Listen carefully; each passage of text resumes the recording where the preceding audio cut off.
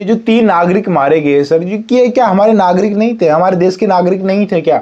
और अगर ये हमारे देश के नागरिक थे सर, तो क्या फर्क पड़ता है कि किस जहाज पे थे या फिर किस देश का जहाज था, वो किसका झंडा लगा हुआ था? वो भारत के नागरिक थे, वो भारतीय थे।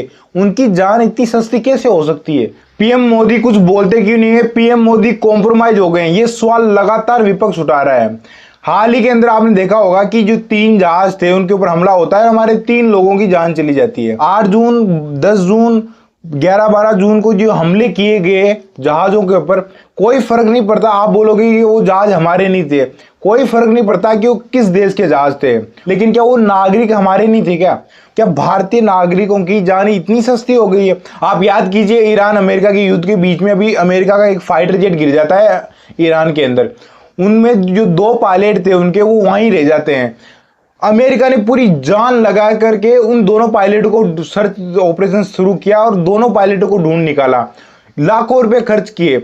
तो एक चीज देखो आप कि अमेरिका अपने नागरिकों की जान की कितनी अहमियत रखता है। तो क्या जो भारत के जो नागरिक थे, अभी ये 3 मारे गए, वो क्या भारत के नागरिक नहीं थे?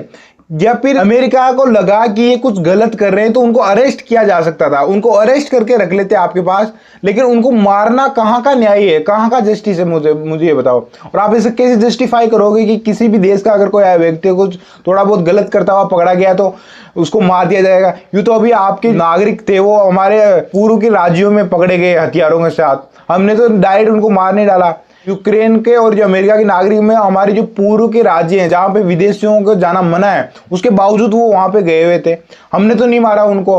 किसी भी देश के नागरिकों को डायरेक्ट मार देना, ये जानते हुए कि उनके पास हथियार नहीं है, उनके ऊपर हमला कर देना, कहाँ का न्याय है? मेन बात यहाँ पे है कि आपने कुछ क्यों नहीं बोला सर इसके ऊपर, आप चुप क्यों हैं? आपका एक भी बयान इस घटना के ऊपर नहीं आता।